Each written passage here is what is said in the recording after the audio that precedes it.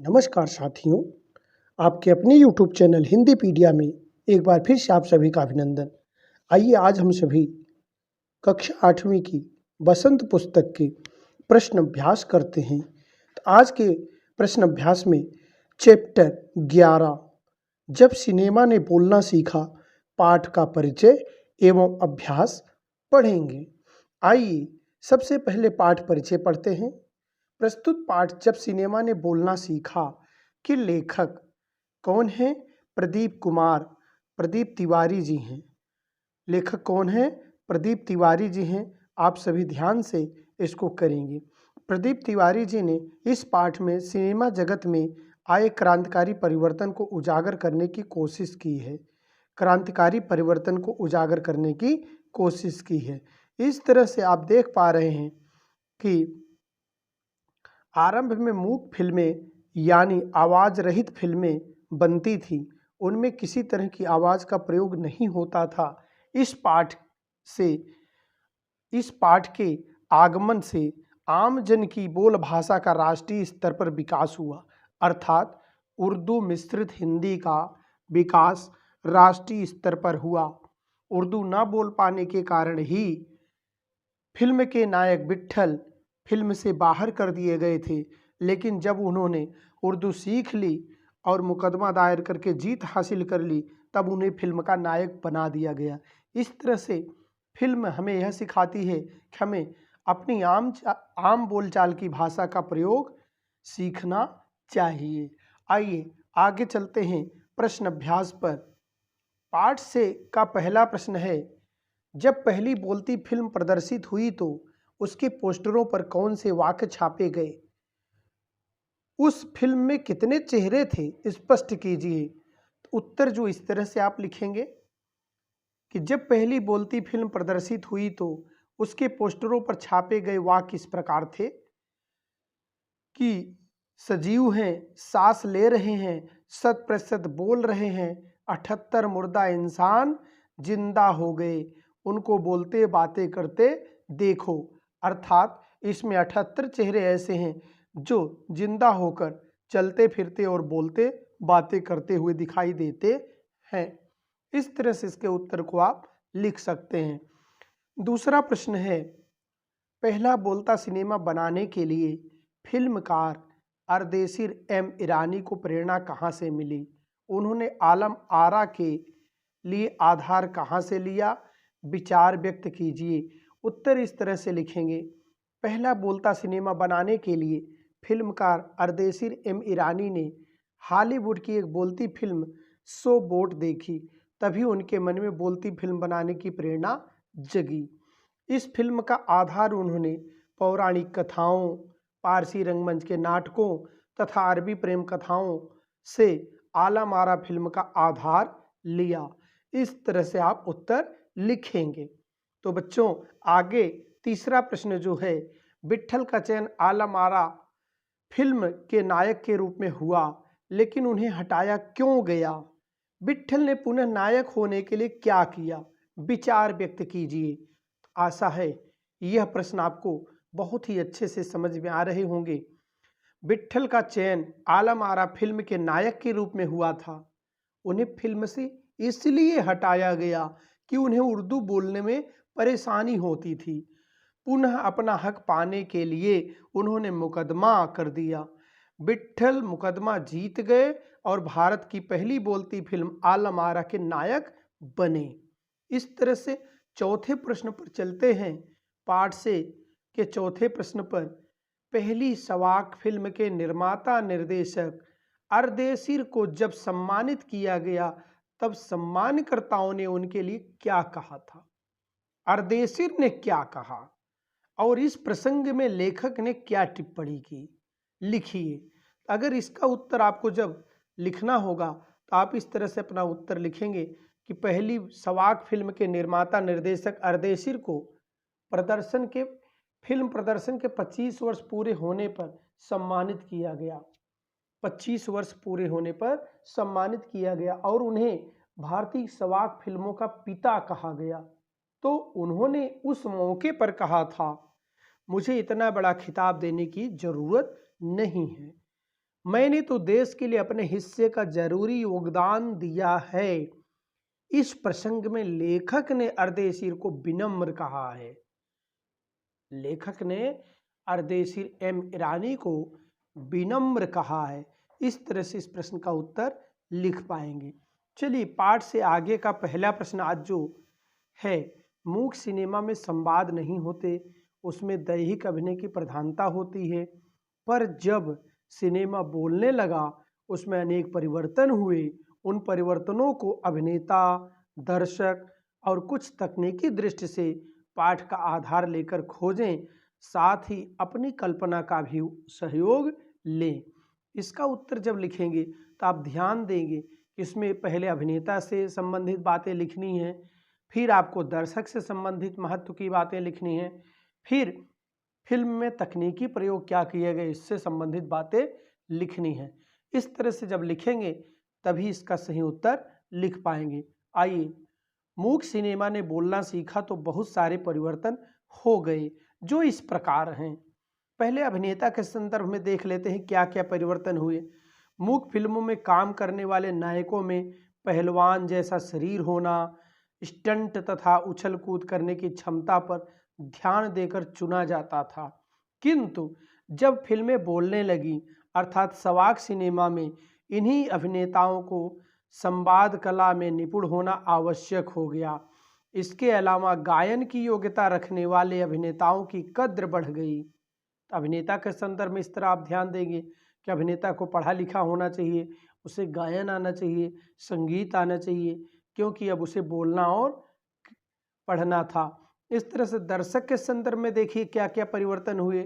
यूं तो उस समय मूक सिनेमा भी बहुत लोकप्रियता के शिखर पर था और दर्शक उन्हें पसंद भी करते थे, किंतु सवाक फिल्मों में लोगों की रुचि क्रमशः बढ़ती गई। उसमें उमड़ती भीड़ को नियंत्रित करना पुलिस के लिए कठिन हो गया। सवाक सिनेमा दर्शकों के लिए नया अनुभव था, तो दर्शकों के लिए सवाक सिनेमा नया अनुभव था, इसलिए वहां पर अत्यंत भीड़ लगती थी। इसी तरह से तकनीकी दृष्टि से आप ध्यान देंगे तो सिनेमा के सवाक होने से उसके तकनीकी स्वरूप में भी पर्याप्त परिवर्तन आ गया। पहले शूटिंग जहां दिन में ही पूरी कर ली जाती थी, वहीं अब रात में भी शूटिंग होने लगी। सिनेमा में आवाज़ का होना अलग प्रभाव छोड़ता था। हिंदी उर्दू के मेल वाली हिंदुस्तानी भाषा की लोकप्रियता बढ़ी। वाद्य यंत्र और गीत संगीत का प्रयोग भी बढ़ गया। इस तरह से अगला प्रश्न है, डब फिल्में किसे कहते हैं? कभी कभी डब फिल्मों में अभिनेता के मुंह खोलने और आवाज़ में अंतर आ जाता है। इसका कारण क्या हो सकता है? तो उत्तर इस तरह से लिखेंगे कि जब फिल्मों अभिनय के साथ साथ आवाज़ भी दी जाती है, जब फिल्मों में अभिनय के साथ साथ आवाज़ भी दी जाती है, उसे डब कहते हैं। या जब अभिनेताओं को दूसरों की आवाज़ दी जाती है, उसे डब कहते हैं। कभी कभी फिल्मों में आवाज़ तथा अभिनेता के मुंह खोलने में अंतर आ जाता है, क्योंकि डब करने वाले और अभिनय करने वालों की बोलने की गति समान नहीं होती, या किसी तकनीकी दिक्कत के कारण समय का अंतर हो जाता है। तो इस तरह से उसमें अनेक परिवर्तन हो जाते हैं। इसी तरह से अनुमान और कल्पना की बात कर लेते हैं। किसी मूक सिनेमा में बिना आवाज़ के ठहाकेदार हंसी कैसे दिखेगी? अभिनय करके अनुभव कीजिए। तो छात्र इसका उत्तर स्वयं करेंगे, क्योंकि आपको मूक तरीके से कैसे हंसी लानी है किसी के साथ, तो आप कुछ शारीरिक अभिनय करते हैं, कुछ शारीरिक चेष्टाएं करते हैं, जिस कारण से सामने वाला हंसने लगता है और यही ठहाकेदार हंसी का कारण बन जाता है। तो यहाँ छात्र स्वयं अभिनय करके अनुभव करेंगे और लिखेंगे। इस तरह से इस प्रश्न का उत्तर स्वयं लिखना है कि हमने मुंह टेढ़ा करके, आंखें बड़ी करके या छोटा बन करके, उछल कूद करके हंसाया। तो जिस तरह से आप कुछ करके हंसाते हैं, ये चीज़ें आपको यहाँ लिखनी है। दूसरा प्रश्न है, मूक फिल्म देखने का एक उपाय यह है कि आप टेलीविज़न की आवाज़ बंद करके फिल्म देखें, उसकी कहानी को समझने का प्रयास करें और अनुमान लगाएं कि फिल्म में संवाद और दृश्य की हिस्सेदारी कितनी है। तो इसका प्रयोग आप कैसे कर सकते हैं? अपने घरों में जब हम टेलीविज़न की आवाज़ें बंद करके फिल्म देखते हैं और कहानी का अनुमान लगाते हैं, तो पाते हैं कि संवाद और दृश्य एक दूसरे के बिना अधूरे से लगते हैं। संवाद के अभाव में फिल्म की कहानी समझ पाना कितना कठिन लगता है। वास्तव में संवाद और दृश्य एक दूसरे के पूरक बनकर दृश्य या फिल्म को मनोरंजक बनाते हैं। इससे दर्शकों की एकता भी फिल्म में बनी रहती है। दृश्यों में संवाद की आवश्यकता के कारण ही मूक सिनेमा की लोकप्रियता के युग में भी संवाद फिल्में इतनी लोकप्रिय हुई कि दर्शकों की भीड़ को संभालना मुश्किल हो गया। इस तरह से आप लिख सकते हैं। अब भाषा की बात के प्रश्न को देखें तो संवाद शब्द वाक्य के पहले स लगाने से बना है। स उपसर्ग से कई शब्द बनते हैं। निम्नलिखित शब्दों के साथ स का उपसर्ग की भांति प्रयोग करके शब्द बनाइए और शब्दार्थ में होने वाले परिवर्तन को बताइए। जैसे यहाँ कुछ शब्द दिए गए हैं, हित है, परिवार है, विनय है, चित्र है, बल है, सम्मान है। इस तरह से आप इनको देखेंगे तो सबसे पहले आप देखिए, हित के साथ स लगाएं तो इसका हित का अर्थ होता है भलाई, और स लगाने से सहित बनता है, और सहित का अर्थ होता है हित के साथ। इसी तरह परिवार के साथ स लगाने से सपरिवार बनता है, और परिवार के साथ, जिसका अर्थ होता है परिवार के साथ। इसी तरह विनय के साथ स लगाने पे विनय का प्रार्थना होता है अर्थ, जबकि स लगाने से सविनय बन जाएगा, जिसका अर्थ होता है विनय पूर्वक। इसी तरह बल के साथ स लगाने से ताकत, ताकत बल का अर्थ होता है ताकत, लेकिन स बल के साथ लगने से सबल बन जाएगा, उसका मतलब हो जाएगा ताकतवर। इसी तरह से स सम्मान, तो सम्मान का अर्थ होता है आदर, और स के साथ लगने से ससम्मान हो जाएगा, सम्मान के साथ, ससम्मान, सम्मान के साथ। इसी तरह से सचित्र, चित्र का अर्थ होता है तस्वीर, और स के साथ लगकर सचित्र बनेगा, तो इसका अर्थ हो जाएगा चित्र के साथ। तो भाषा की बात का दूसरा प्रश्न जो है, परिसर्ग, उपसर्ग और प्रत्यय दोनों ही शब्दांश होते हैं। वाक्य में इनका अकेला प्रयोग नहीं होता। इन दोनों में अंतर केवल इतना होता है कि उपसर्ग भी शब्द में पहले लगता है और प्रत्यय बाद में। हिंदी के सामान्य उपसर्ग इस प्रकार हैं: अ, अन, नि, दु, काक, स, सु, अध, बिन, औ, आज। पाठ में आए उपसर्ग और प्रत्यय युक्त शब्दों को कुछ उदाहरण नीचे दिए जा रहे हैं। कुछ उदाहरण नीचे दिए गए हैं, जैसे सवाक, सुलोचना, फिल्म, कामयाब। इस तरह से कुछ उदाहरण दिए गए हैं।